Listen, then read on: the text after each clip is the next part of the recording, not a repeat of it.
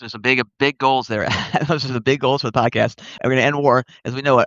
But I totally respect that. I totally agree. And the thing I would say is that those problems that you talk about have always been the problems, the major problems of the planet. I think there's never been a time period since humanity began where those weren't, I guess, except the very beginning, when those weren't the issue. So it has. So we want to take us back to the pre, or there were a lot less people, but we've always had these problems. But why is a great question. Why have we always had them? Well, why can't we solve them?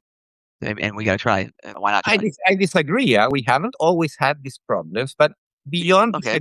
beyond disagreeing or not historically with that assertion, what I would say is that we are supposed to be. When I was in the 90s, I expected 2020 to be a totally different decade than what it is being now.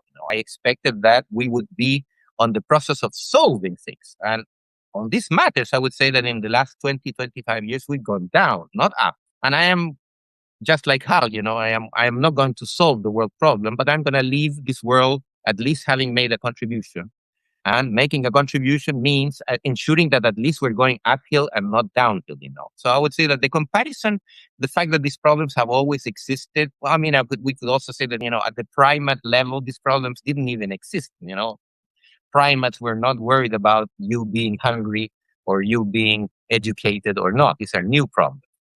I am more worried about the fact that we at least ensure that we're going uphill and not downhill. And I have the feeling that we're going downhill, but I also have the feeling, the intuition that we're all worrying about the fact that we're going downhill. And therefore there is a reflection, a general reflection in every one of us, as to how at least we can tilt the scale a little bit, so that we once again go uphill in this matter. That's an